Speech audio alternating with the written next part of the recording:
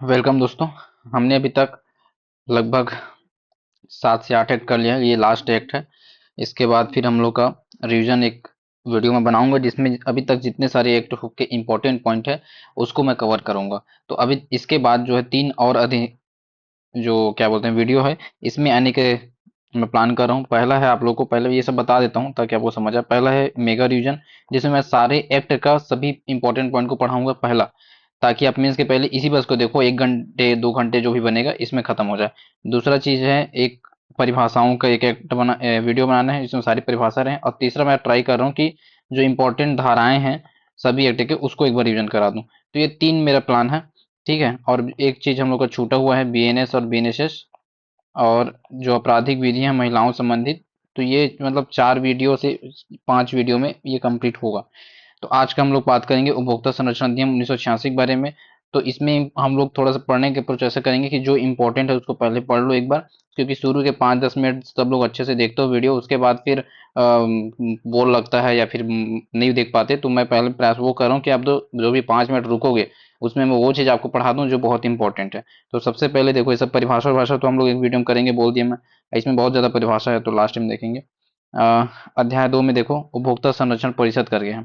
सबसे पहले जो मोस्ट इंपॉर्टेंट है हमारा पीवाईक्यू देख लेते हैं एक बार, क्या क्या क्वेश्चन आया हुआ था ताकि आपको समझ आए इसमें कैसे पढ़ना है। तो देखो पीवाईक्यू पिछले बार ही आया था क्वेश्चन, उपभोक्ता संरक्षण अधिनियम को संशोधन करने की आवश्यकता क्यों पड़ी। तो संशोधन की आवश्यकता क्यों पड़ी ये पूछा गया था। ठीक है, संशोधन की आवश्यकता क्यों पड़ी करके क्वेश्चन आया था 4 नंबर के लिए 2024 में। इससे पहले आया हुआ था।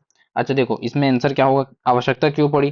तो भाई जो जो नए नए प्रावधान है उसी को बोल दो कि ये आवश्यकता, मतलब ई कॉमर्स नहीं था तो इसलिए आवश्यकता पड़ी, एक कोई मध्यस्थता का तंत्र नहीं था इसलिए आवश्यकता पड़ी, ऐसे करके डील कर सकते हैं। उद्देश्य का वर्णन करना था केंद्रीय उपभोक्ता संरक्षण परिषद के। ठीक है। जिला उपभोक्ता फोरम की राशि कितना, मतलब दावा कितना कर सकते हैं वो था। अब पूरा एक 8 नंबर में आया था कि उपभोक्ता संरक्षण अधिनियम की विवेचना कीजिए करके। और परिभाषाएं थी, व्यक्ति को समझाइए और विज्ञापन को समझाइए। तो इतना क्वेश्चन इसमें से आया हुआ है।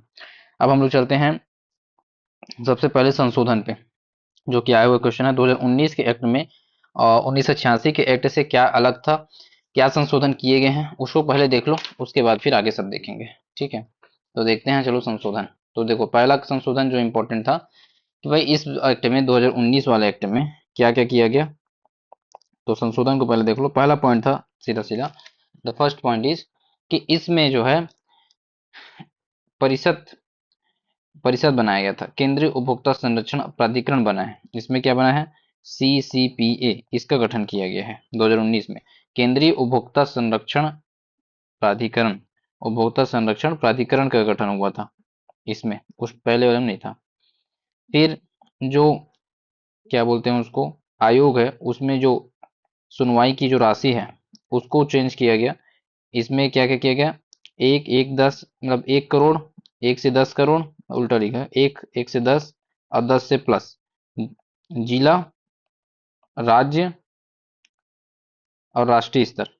राष्ट्रीय, तो जिला वाला जो है 1 करोड़ तक उसकी अधिकारिता हो गई। 1 से 10 में राज्य आयोग के, और 10 करोड़ से ऊपर मामले आ रहे हैं तो राष्ट्रीय स्तर का आयोग दिखता है इसको। ई कॉमर्स को ऐड किया गया। ठीक है, ई कॉमर्स को ऐड किया गया। ये 4-5 पॉइंट जो है इंपॉर्टेंट है जो संशोधन हुए हैं, आप लोग नोट करके रख सकते हैं। अगर क्वेश्चन आता है संशोधन के बारे में तो आप इतना लिख देंगे काफ़ी है। मैं टेबल चार्ट से भी आपको बता देता हूँ ताकि आपको समझ आए। एक क्वेश्चन आया हुआ है इसलिए इसको पहले देख लो फिर बाकी पढ़ेंगे। जैसे 1986 का एक्ट इधर देखते हैं और इधर देखते हैं 2019 का एक्ट। तो 1986 के एक्ट में जो है ई कॉमर्स के बारे में कोई प्रावधान नहीं था, क्योंकि उसमें उस पॉपुलर नहीं था। इसमें प्रावधान किया गया। ठीक है, प्रावधान किया गया, ऐसे टेबल बना सकते हैं आप लोग। फिर दूसरा चीज, इसमें कोई मध्यस्थता तंत्र नहीं था। मध्यस्थता तंत्र नहीं था वाद विवाद का, इसमें सीसीपीए बनाया गया, मध्यस्थता को प्रकोष्ठ बना है। ठीक है। फिर आप इधर जाओगे, अधिकारिता कितनी कितनी थी, आयोग की अधिकारिता इसमें जो है पुराने वाले में कम थी, नए वाले में क्या क्या किया गया अभी बताया मैं, 1 करोड़, 1 से 10 करोड़ और 10 करोड़ प्लस। ठीक है।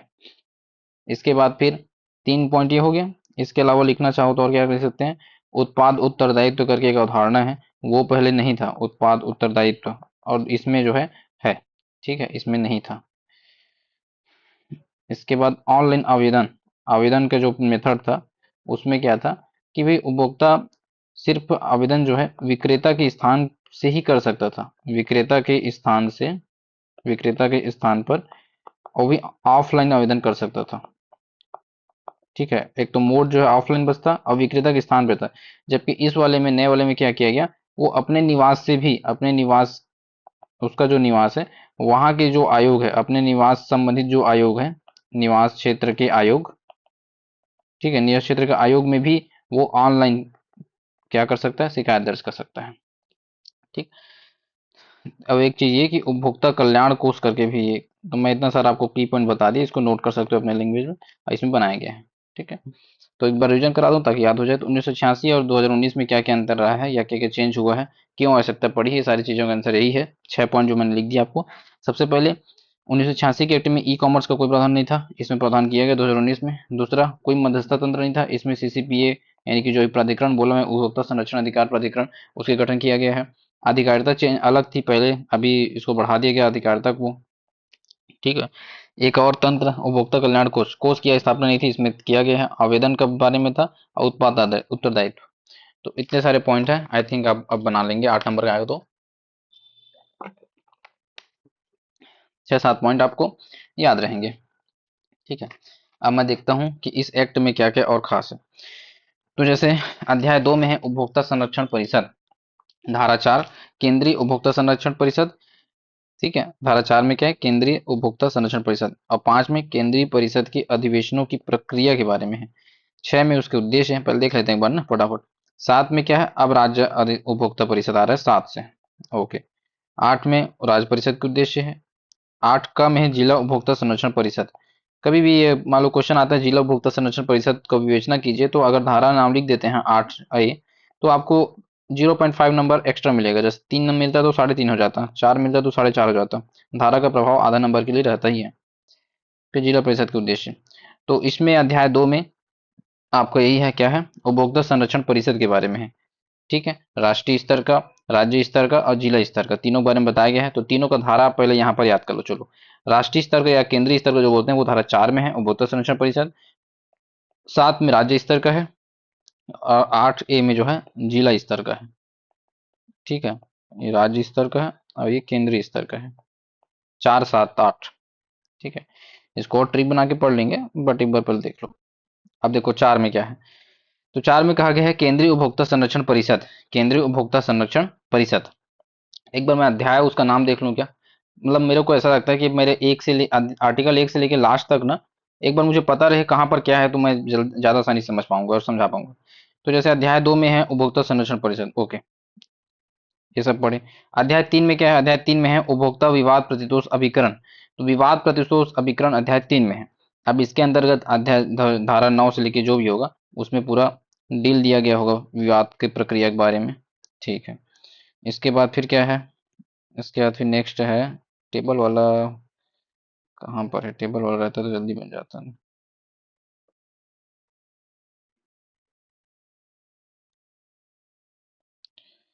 इसके बाद फिर, अच्छा ये खत्म ही हो गया क्या, तो सूचना प्रौद्योगिकी क्या आ गया। तो ज्यादा अधिनियम मतलब वो क्या बोलते हैं इसको, धाराएं नहीं है, 30-31 धारा ही है। बहुत जल्दी हो जाएगा हमारा, 31 धारा कितना ही समय लगता है। तो अध्याय 4 यहाँ पर सीधा प्रकीर्ण में है। मतलब मेन 2 अध्याय ही है, अध्याय 3 और अध्याय 2 और अध्याय 3। अध्याय 2 में क्या था, अध्याय 2 में हमने पढ़ा जो परिषद है उसके बारे में। ठीक, उपभोक्ता संरक्षण परिषद। अध्याय 3 में क्या है, अध्याय 3 में है आपका उपभोक्ता विवाद प्रतिदोष अभिकरण के बारे में। ठीक, अब चलो परिषद को देखते हैं क्या खास है इसमें, धारा 4 से। ठीक है, धारा 4 केंद्रीय उपभोक्ता परिषद। ये पहला जो पॉइंट था, लाइन था, उसको तो आप पढ़ ही लोगे। क्या है ना, पहला उद्देश्य, ये यहाँ भी क्वेश्चन आते हैं 2 नंबर का। तो उपभोक्ताओं के हितों के श्रेष्ठता संरक्षण के लिए और उस प्रयोजन हेतु उपभोक्ता परिषद की और उपभोक्ता विवादों के निपटारे हेतु अन्य प्राधिकरणों की स्थापना करना।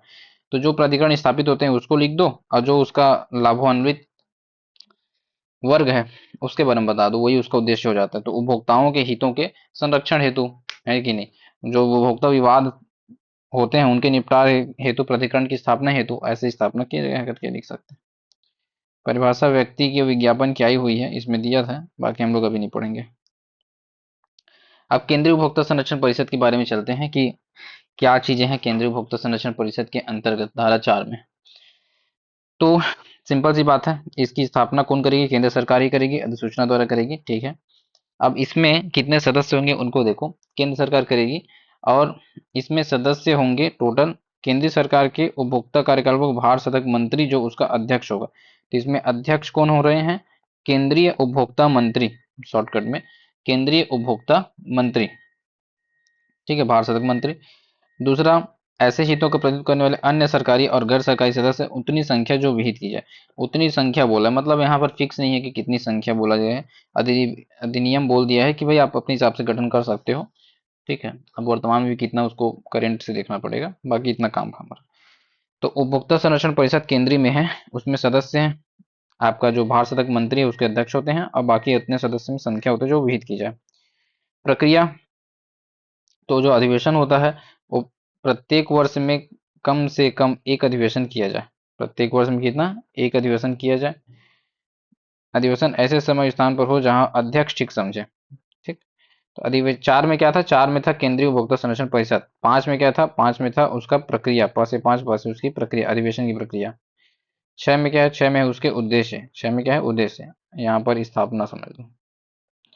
उद्देश्य तो वही होगा, केंद्रीय परिषद का उद्देश्य उपभोक्ताओं के अधिकारों को संवर्धन और संरक्षण करना है, जो वही इस अधिनियम का उद्देश्य है, वही इसका उद्देश्य होगा।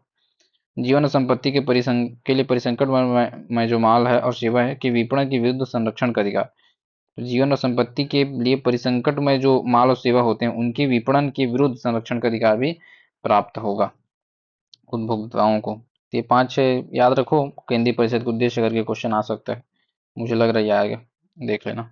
ठीक है। तो उपभोक्ताओं के अधिकारों को संरक्षण संबंध करना है। अब उसी को दूसरे दूसरे वर्ड में यूज करते जाएगा और कुछ नहीं। देखो जैसे कैसे यूज किए हैं। हाँ, चलो देखते हैं कैसे यूज किए हैं। तो पहले तो भाई जो परिसंकट में माल है चाहे वो सेवा है उनसे आपको विपणन से संरक्षण मिलना।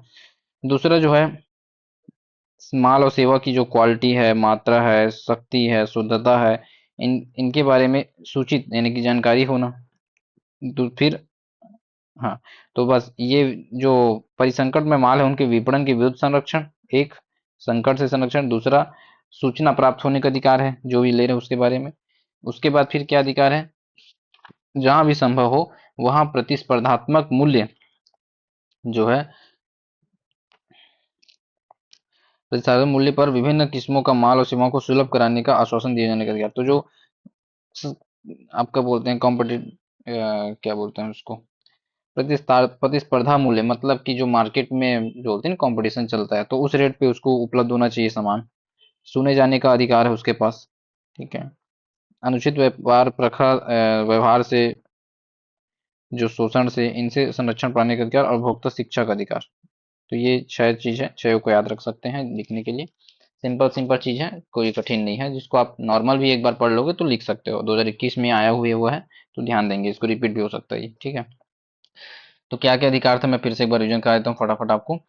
सबसे पहले अपनी सुरक्षा सबसे इंपॉर्टेंट है, संकट में माल और सामान से अपने सुरक्षा। दूसरा नंबर पे आता है कि भाई संकट में सुरक्षित कर दिया, अब मेरे को जानकारी चाहिए कि जो भी माल सेवा ले रहा हूँ उसकी शुद्धता, मात्रा, शक्ति, क्वालिटी, सबके बारे में मुझे जानकारी, सूचना पाने का अधिकार है। दो हो गया, पहला परिसंकट माल से संरक्षा हो गया, सुरक्षा। दूसरा मुझे सूचना मिल गया।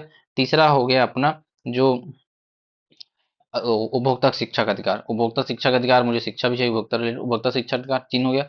चौथा बोल सकते हो कि अनुचित व्यापारिक प्रथा है उनसे संरक्षण होना चाहिए, शोषण से संरक्षण होना चाहिए, ठीक है, 4 हो गया। इसके अलावा पांचवा छठवा आप सुने जाने का अधिकार, आश्वासन का अधिकार, ये सारी चीज लिख सकता हूँ। अब आता है राज्य उपभोक्ता परिषद। तो राज्य सरकार इसका गठन करेगी, है ना। धारा 7, धारा 7 में क्या है? राज्य सरकार। 7 में क्या है? राज्य सरकार। 7 SEVN 7, S for state, E for employ, employ को उपभोक्ता नहीं बोल सकते, बाकी याद रखना, कम कुछ न तरीके से तो याद हो ही जाएगा। 7 में स्टेट वाला है, याद रखना, 7 में क्या है? स्टेट के लिए है। राज्य सरकार गठन करती है इसमें, ठीक है। अब सदस्य वही एक जो है भारत साधक जो मंत्री है राज्य में, वो उसका अध्यक्ष हो जाएगा, और इतने सदस्य होंगे जो राज्य सरकार विहित करेगा। अब यहाँ पर लिखा है नंबर 10 से अनधिक, यानी कि 10 होंगे सदस्य, ठीक है। अब यहाँ पर देखो, यहाँ पर जो अधिवेशन है राज्य सरकार, राज्य परिषद का, वो प्रत्येक वर्ष में कम से कम 2 अधिवेशन होंगे, और उसमें अधिवेशन एक था, तो दोनों में अंतर है, उसमें एक अधिवेशन था, इसमें 2 अधिवेशन है, ठीक है। अब अधिवेशन का जगह और समय तो अध्यक्ष जो समझे वहीं पर लगा सकते, उद्देश्य सेम है जो इसमें था। उपभोक्ता संरक्षण परिषद, राज्य सरकार ही प्रत्येक जिले के लिए अधिसूचना द्वारा जिला उपभोक्ता संरक्षण परिषद के रूप में एक परिषद की स्थापना करेगी। जिला उपभोक्ता संरक्षण परिषद में जिले, जिसे इसमें इसके पश्चात जिला परिषद कहा गया है। अच्छा, वही दोनों एक ही चीज, जिला उपभोक्ता संरक्षण परिषद या जिला परिषद शॉर्ट में, ठीक है। निम्नलिखित सदस्य होंगे इस, अच्छा इसमें क्या कौन कौन सदस्य होंगे, तो कलेक्टर जो है अध्यक्ष होगा, ठीक है, कलेक्टर कौन होगा, अध्यक्ष। फिर सरकारी और गैर सरकारी सदस्य होंगे जो राज्य सरकार विहित करे। प्रत्येक वर्ष कम से कम 2 अधिवेशन, यहाँ भी है, यहाँ भी कितना है, 2 अधिवेशन। और अधिवेशन का जगह तो आप और उद्देश्य आप सामान्य समझ सकते हो। तो बस अधिवेशन याद रखना, उसमें एक था केंद्र में, बाकी फिर दो दो है। और अध्यक्ष कौन है, तो उसमें मंत्री और इसमें अपने कलेक्टर साहब, ठीक है। तो ये हमारा 8A तक यानी अध्याय 2 कंप्लीट हो गया, जो परिषद वाले थे, जिला, राज्य और राष्ट्रीय। और दोनों की रकम को मैं पहले ही बता चुका हूँ आपको, कंपेयर किए थे तो, कि भाई रकम इनका 1 करोड़, 1 से 10 करोड़ के बीच, और 10 करोड़ से ऊपर। तो इतना आपको अच्छे से, आपको परिषद तो पढ़ा दिया मैं, ठीक है। अब आते हैं अपन नेक्स्ट, जो कि है उपभोक्ता विवाद प्रतितोष अभिकरण। उपभोक्ता विवाद प्रतितोष अभिकरण, इंग्लिश में consumer disputes redressal agencies, agency, ठीक है। जो विवाद देखते हैं उनके बारे में आते हैं। अब इसमें तीन, फिर से यहाँ पर तीन आ जाएगा, तीन स्तर का, एक दो तीन, क्या क्या था, जिला उपभोक्ता फोरम, राज्य उपभोक्ता फोरम और केंद्रीय उपभोक्ता फोरम, ठीक है। अब इसके बारे में देखते हैं क्या क्या है। तो अध्याय 9 में, सॉरी धारा 9 में क्या है, उपभोक्ता विवाद विवाद प्रतिरोध अभिकरण की स्थापना। इसमें बस स्थापना की जाएगा, और 3 प्रकार का जिला पीठ, राज्य आयोग और एक केंद्रीय आयोग जो बना है उसके बारे में बस में बताया गया है धारा 9 में। बस बोल दिया कि जिला में जिला पीठ बना दो, राज्य में राज्य पीठ, और केंद्र में केंद्रीय पीठ। अब इसकी संरचना नीचे से ऊपर है, जिला, राज्य और राष्ट्रीय, अभी तक हम लोग नीचे पढ़े थे। तो 10 में क्या है, जिला पीठ की संरचना, 10 में क्या है, जिला पीठ की संरचना, ठीक है। याद रखना ये विवाद निपटान के लिए अब आएगा, ठीक है। और जो हम लोग पहले पढ़े थे जो परिषद, वो उपभोक्ता संरक्षण के अधिकारों से संबंधित है। तो अभी तक अगर आप इस चैनल में ये वीडियो में बने हुए हैं तो अपना नाम जरूर कमेंट कीजिए, ताकि मैं जान पाऊँ कि सच में यहाँ तक कौन कौन देख रहा है, ठीक है। मुझे पता चलता है उससे कि कितने लोग सच में देख रहे हैं अच्छे से। चलिए, जो नहीं देख रहे होंगे उनको भी बहुत अच्छी बात है, नहीं देख रहे होंगे तो भी बहुत अच्छी बात है। हम पढ़ते हैं। प्रत्येक जिला पीठ निम्नलिखित से मिलकर बनेगी, कौन कौन है, तो पहला सदस्य है जिला न्यायाधीश, रह चुका है या होने के लिए अहिरित है, वो क्या होगा, अध्यक्ष। तो अध्यक्ष कौन होंगे, जिला न्यायाधीश, ठीक है।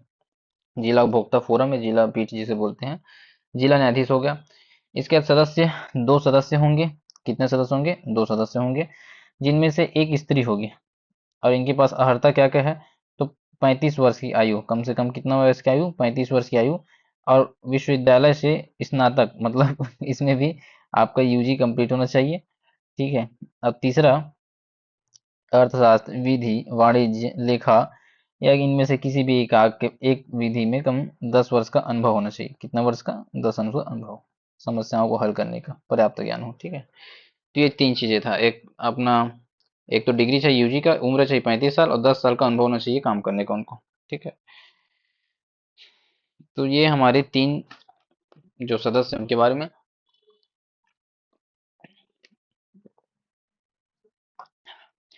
1+2 का संरचना है, एक अध्यक्ष है और 2 सदस्य हैं, तो टोटल 3, ठीक है। अब देखते हैं आगे और क्या क्या दिया हुआ है इसमें। नियुक्ति के लिए निर्हित नहीं होगा, अब निर्हित कब कब होगा, तो जो भी आप न्यायालय में जनरली सब पढ़ते हैं कि भाई न्यायालय जो दिवालिया होकर घोषित कर दिया हो, कारण नैतिक अधमता का अपराधी हो, है ना भाई, विकृत चित्त का हो, उनको आप निर्हित कर दो, सिंपल, वो तो आप संविधान में बार बार पढ़ते हो इस चीज को। अब देखो, उपधारा 1 के दिन प्रत्येक नियुक्ति राज्य सरकार द्वारा चयन समिति की सिफारिश पर की जाएगी। अच्छा, अब इनकी जो नियुक्ति है वो कौन करेगा, राज्य सरकार, किसकी सिफारिश पर, चयन समिति की सिफारिश पर, जो जिला आयोग बना है उसके। तो इस चयन समिति में कौन रहता है, तो इसमें रहते हैं राज्य आयोग के अध्यक्ष, राज्य के विधि विभाग के सचिव, राज्य में उपभोक्ता कार्यकलापों के बारे में कार्यवाही करने वाले विभाग का भार सदक सचिव, भार सदक जो सचिव है वो। तो तीन चीजें हैं। और जहां पर अध्यक्ष अनुपस्थिति के कारण नहीं है, वहां राज्य सरकार अध्यक्ष के रूप में कार्य करने के लिए उच्च न्यायालय के पीठासीन न्यायाधीश को नाम निर्दिष्ट करने के लिए मामले को उच्च न्यायालय के मुख्य न्यायमूर्ति को निर्देशित कर सकेगी। ठीक है, तो ये अपना पहला पॉइंट हो गया कि चयन समिति में कौन कौन रहेगा। तो भाई राज्य आयोग के जो अध्यक्ष होते हैं वो, दूसरा नंबर पे जो विधि विभाग का सचिव रहता है वो, और तीसरा नंबर पे उपभोक्ता विभाग का जो सचिव है, उपभोक्ता कार्यकलापों के बारे में जो होता है वो। तो ये दो सचिव हैं, एक तो विधि विभाग वाले और एक है अपने उपभोक्ता विभाग वाले। और अपने एक जो माननीय राज्य आयोग के अध्यक्ष हैं वो रहेंगे जिला पीठ के, जिला फोरम के चयन समिति में। और हाई कोर्ट के एक जज को भी अगर सरकार चाहे तो नामित करने के लिए आवेदन कर सकती है, मतलब क्या बोलते हैं, मुख्य न्यायमूर्ति को बोल सकती है। जिला पीठ का प्रत्येक सदस्य 5 वर्ष की अवधि के लिए या 65 वर्ष की आयु तक इसमें जो पूर्वतः निर्धारित है, तो इसका कार्यकाल कितना है, कार्यकाल हो जाएगा आपका 5 वर्ष की आयु या फिर 65 वर्ष की उम्र।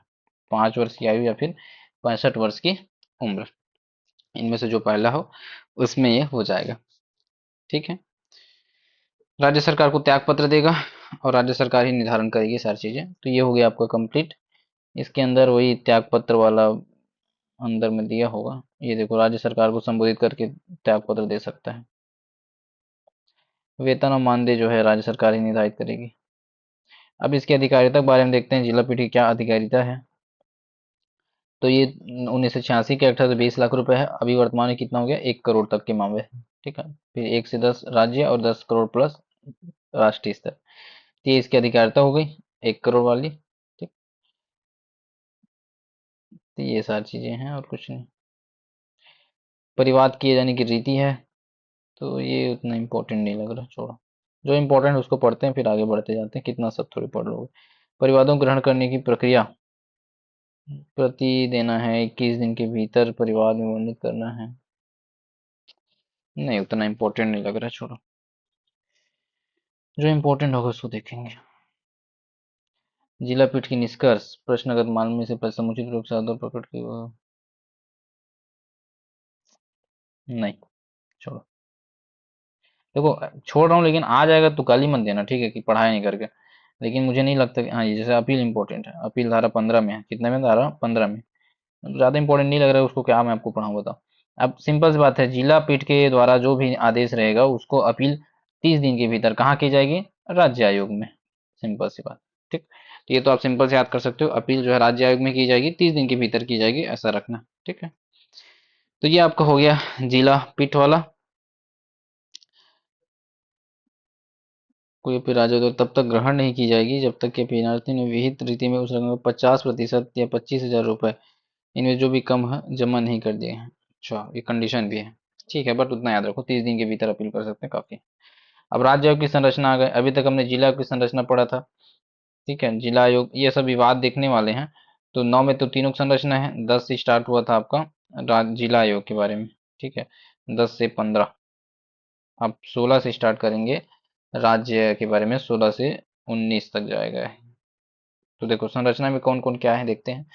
तो इसका अध्यक्ष, राज्य आयोग का अध्यक्ष कौन होगा, ये देखो, राज्य आयोग का जो अध्यक्ष होगा वो उच्च न्यायालय का न्यायाधीश है या रह चुका है, उसको बनाया जाता है। ठीक है, आयोग के लिए न्यायमूर्ति के परामर्श से बनाया जाता है। कम से कम दो और अधिक से अधिक उतनी संख्या में जो सदस्य विहित की जाए, उसमें एक स्त्री होना आवश्यक है, और वही एज इनके पास भी वही क्राइटेरिया है, 10 वर्ष का अनुभव, बाकी कुछ अलग नहीं है जो जिला में था, है ना। निर्रहित कब होगा उसके बारे में था, जो वहाँ पढ़े अपन सेम उसका यहाँ कर सकते हो। अधिकारिता के बारे में है, इसका अधिकारिता कितने लाख तक है, तो इसका लाख है एक, मतलब 1 से 10 करोड़ तक का है। अभी नया जो अधिनियम में 2019 में, पहले 20 लाख से 1 करोड़ तक चेंज हो गया है अभी, है ना। इसके बाद फिर राज्य आयोग को लागू प्रक्रिया, अपील, अपील याद कर लो, धारा 19। तो इसमें 19 और 15, 16, दो याद रखो, 16 19 लास्ट खत्म, 30 दिन के भीतर राष्ट्रीय आयोग में किया जाएगा। ठीक है, ये हो गया आपका राष्ट्रीय आयोग। अपील की सुनवाई 19 का में है। प्रत्येक अपील को यथासंभव शीघ्रता से किया जाएगा, अंतिम निपटारा ग्रहण करने के 90 दिन के भीतर, 90 दिन के भीतर करना पड़ेगा। ठीक है, तो ये आपका अपील के बारे में हो गया।